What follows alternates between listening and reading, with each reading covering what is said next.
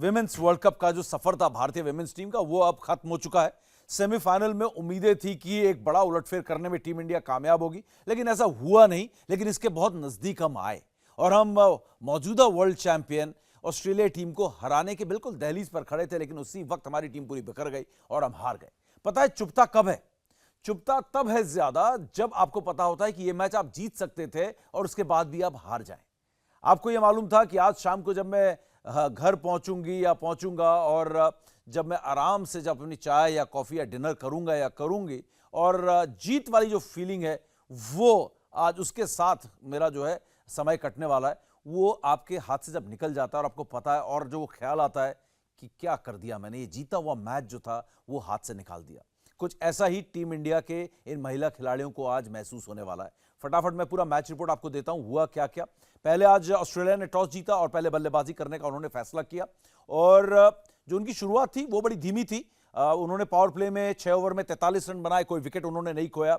और उसके बाद अगर आप देखेंगे तो पहले 10 ओवर में कुछ खास स्कोर यहां पर ऑस्ट्रेलिया नहीं कर पाई थी, लेकिन आखिरी के 10 ओवरों में करीब 104 रन उन्होंने बनाए। 100 रन से ज्यादा रन उन्होंने 60 गेंदों के आखिरी जो 10 ओवर थे उसमें उन्होंने लगाए, यानी कि 11 से 20 ओवर तक। और आखिरी ओवर जो था रेणुका सिंह ठाकुर का, उसमें 18 रन दिए रेणुका ने, नहीं तो हम कम 18 रन कम होते और जो हम 5 रन से मुकाबला हार गए वो हम हारते नहीं बल्कि 4 या 5 विकेट से हम इस मैच को जीत जाते। तो आखिरी ओवर बड़ा महंगा साबित हुआ। और इंडियन बॉलिंग कार्ड को अगर आप देखेंगे तो हर गेंदबाज जो है हमारा बहुत एक्सपेंसिव साबित हुआ है। और रेणुका सिंह ने 10 के इकोनॉमी रेट से गेंदबाजी की है। दीप्ति शर्मा ने शानदार गेंदबाजी की, लेकिन 4 में 30 रन उन्होंने भी दिए, 1 विकेट झटका और 7.5 की इकोनॉमी रेट से उनकी गेंदबाजी हुई है। राधा यादव ने 4 में 35 रन दिए, 1 विकेट चटकाया। शिखा पांडे सबसे बेहतरीन गेंदबाजी करने में कामयाब हुई, 4 ओवर में 32 रन दिए, 2 विकेट लिए, 8 के इकोनॉमी रेट से। तो यह है इंडिया का बॉलिंग कार्ड ओवरऑल। और दूसरी तरफ से अगर आप देखेंगे तो हिली ने जो है एलिसा हिली ने 25 रन बनाए, लेकिन बेथ मूनी ने आपको नुकसान पहुंचाया और 37 गेंदों में 54 रन बनाए। हालांकि इससे पहले आउट ऑफ फॉर्म थी बेथ मूनी, लेकिन जब भी मूनी आती है टीम इंडिया के खिलाफ तब जो है वो मून चमकने लगता है, उसके सामने से बादल छट जाते हैं। और ये मूनी ने एक बार फिर जो है इंडियन टीम की खूब धुनाई की, 37 गेंदों में 54 run. Mag Lanning not out रही, 49 रन बनाकर, और मैग लैनिंग ही थी जिन्होंने रेणुका ठाकुर के आखिरी ओवर में 18 रन बनाए। पहली गेंद में छक्का जड़ दिया और आखिरी गेंद में भी छक्का जड़ दिया, और दोनों गेंदें way outside the leg stump Renuka ने डाली। कहीं ना कहीं बहुत ऑफ कलर दिखी आज रेणुका ठाकुर, जो कि ICC emerging player of the year का अवार्ड उनको मिला है इस बार। और इसके अलावा कुछ खास किसी ने किया नहीं था। ग्रेस हैरिस और एलिस पेरी ने 2 रन बना के वो नॉट आउट रही। लेकिन जब इंडिया की बैटिंग आई तो लगा कि ये मैच तो अब हिंदुस्तान जीत ही नहीं सकता है, क्योंकि हिंदुस्तान की अगर आप शुरुआती विकेट देखेंगे तो पता नहीं क्या बुखार सा चढ़ जाता है इंडियन ओपनर्स को। स्मृति मंदाना को तो ऐसा लगने लगा है मुझे कि उन पर अपने आप का प्रेशर आ गया स्मृति मंदाना होने का, कि वो अब स्टार बन गई है। अब उनको लग रहा है कि वो अपने ही उम्मीदों में या अपने ही नाम के दबाव में दब रही है। और उनकी स्टार्ट ऐसी लग रही थी कि वो बहुत ही शेल में है, और जिस तरीके से वो खेल रही थी ऐसा लग नहीं रहा था कि स्मृति मंदाना ही है ये।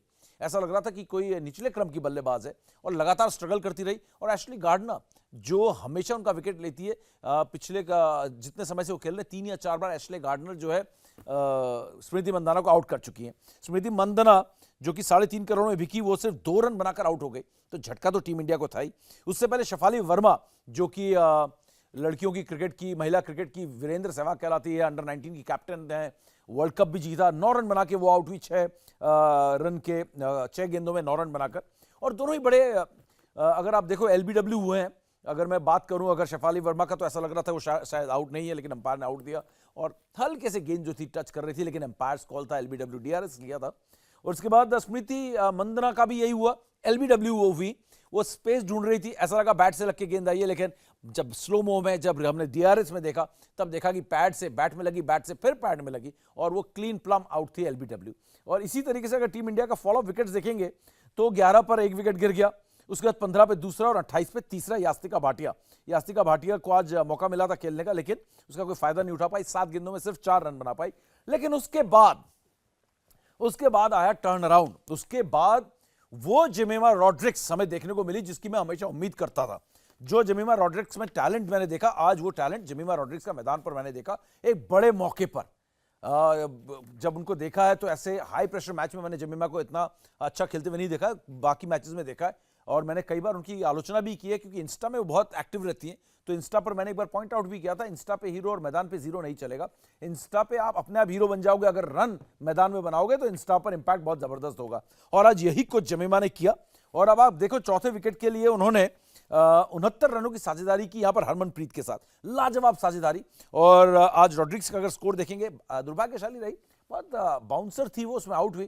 कई बार सवाल भी उठ रहे क्या वो नो बॉल नहीं थी, देखने में लग रहा था बहुत ऊंची गेंद थी, उनके सर के ऊपर से वो गेंद थी जिसको उन्होंने पीछे खेलने की कोशिश की और विकेट कीपर ने उनको कैच किया।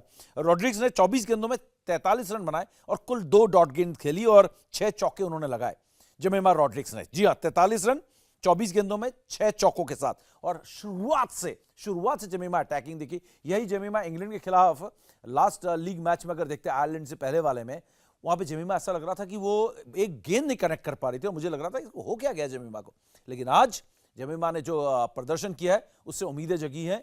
ये जो आज ऑस्ट्रेलिया के खिलाफ हम मैच जो था, बिल्कुल ऐसा लग रहा था कि अब इसमें सिर्फ औपचारिकता भर रह गई है। पसीने छूट गए थे ऑस्ट्रेलियन टीम के पूरी तरीके से, मतलब उनके होश उड़े हुए थे, आपस में बात कर रहे थे, डगआउट में टेंशन दिख रहा था कि इस इंडियन टीम को रोके कैसे। 69 रनों की साझेदारी चौथे विकेट के लिए। और अगर आप देखेंगे बहुत तेज साझेदारी की है। और अगर आप जमीमा का आज का स्ट्राइक रेट बता दूं कितना था, 180 के स्ट्राइक रेट से उन्होंने रन बनाए हैं, टू बी वेरी प्रिसाइज 179.17 के स्ट्राइक रेट से, यानी 180 के स्ट्राइक रेट से जमीमा ने रन बनाए। उसके बाद हरमनप्रीत जिन्होंने 34 गेंदों में 52 रन बनाए, 6 चौके और 1 छक्का लगाया। बड़ी दुर्भाग्यशाली रही जिस तरीके से वो आउट हुए। हालांकि उनकी तबीयत पिछले 2-3 दिन से बता रहे हैं खराब है, उनको हॉस्पिटल भी लेकर जाया गया था कल शाम को, तो उनकी तबीयत ठीक थी नहीं और वो असर दिख रहा था। और जो वो आउट हुए, बैट जो है वो पिच पे अटक गया और वो पिच तक नहीं पहुंच पाई, आधा कदम दूर रह गई और एलिसा हिली ने उनको स्टंप आउट कर दिया, रन आउट कर दिया। मतलब वो बहुत ही दुर्भाग्यशाली था, उसका बहुत गुस्सा उनको आया। लेकिन तब तक वो 5वें विकेट के लिए 36 रनों की साझेदारी ऋचा घोष के साथ कर चुकी थी। उसके बाद भी आप जीत के दहलीज पे थे लगातार, क्योंकि अगर आप देखो जब हरमनप्रीत आउट हुई तो 133, 5 विकेट जो 133 रन के स्कोर पर आउट हुई, तब 15वां ओवर चल रहा था, 14.4 ओवर में वो आउट हुई हैं। उसके बाद भी जो हमारे ऋचा घोष थी, चौके लग रहे थे, फिर स्नेह राणा आई, उन्होंने भी चौके लगाए, तो ऐसा लग रहा था कि आखिरी ओवर में भी अगर आप देखो तो 16 रनों की जरूरत थी। तो अगर एक भी विकेट यहां पर बचा हुआ होता, अगर जमीमा या हरमन में से एक भी कोई टिका हुआ रहता या ऋचा घोष भी रह जाती, तो भी आप इस मैच को जीत जाते आराम से। लेकिन आखिरकार फिर क्या हुआ कि दीप्ति शर्मा ने 20 रन बनाए 17 गेंदों में। तारीफ दीप्ति शर्मा की करनी होगी, बहुत ही जुझारू खिलाड़ी है, रियल फाइटर है दीप्ति शर्मा। 20 रन उन्होंने बनाए 17 गेंदों में, 2 चौके भी उन्होंने लगाए। हरमन का मैंने स्ट्राइक रेट आपको अगर नहीं बताया, 34 गेंदों में 52 रन, 6 चौके, 1 छक्का और 153 का स्ट्राइक रेट। और उसके बाद उनके साथ स्नेह राणा आई जिन्होंने 2 चौके भी लगाए, 10 गेंदों में 11 रन बनाए। राधा यादव मारना चाह रही थी, मिड ऑन पे कैच आउट हो गई, खाता भी नहीं खोल पाया। और शिखा पांडे ने 1 गेंद में 1 रन बनाया। तो ये कुल वो रहा 167 रन, 167 फॉर 8 टीम इंडिया ने बनाए। ऑस्ट्रेलिया ने टारगेट दिया था 173 का, तो 167 रन नहीं बनाए, तो इसका मतलब है कि आप 5 रन शॉर्ट रह गए, 5 रन सिर्फ आप पीछे रह गए ऑस्ट्रेलिया के 172 के टोटल से। और एक बड़ी जीत, एक ऐसी जीत जो आपके मुट्ठी में थी, वाकई में आप खाने वाले थे निवाला और कोई छीन कर ले गया। वाकई में ऑस्ट्रेलिया ने आज बाजीगर वाला काम किया है। हारी हुई बाजी जो है ना, आज ऑस्ट्रेलिया जीत कर गया आपके खिलाफ। लेकिन इस इंडियन विमेंस टीम ने उम्मीदें जगाई हैं कि वो दिन अब दूर नहीं जब इंडिया जो है ऑस्ट्रेलिया को हराने लगेगा। ये फासला बहुत कम हो गया है ऑस्ट्रेलिया और इंडिया के बीच में। और ये अगर आप देखें पिछले 4 सालों में तीसरा सेमीफाइनल था, एक फाइनल था, एक सेमीफाइनल था और फिर से सेमीफाइनल टीम इंडिया का था। 5 रन से हारे हैं, लेकिन इस टीम ने उम्मीद जगाई है कि आने वाला समय हिंदुस्तानी महिला क्रिकेट टीम का हो सकता है, दबदबा हमारा बन सकता है, क्योंकि इंप्रूवमेंट टीम इंडिया में खासी दिखाई दी है। लेकिन चुप वही रहा है कि एक जीता हुआ मुकाबला आज ऑस्ट्रेलिया के खिलाफ सेमीफाइनल में हम एक बार फिर 5 रन से हार गए।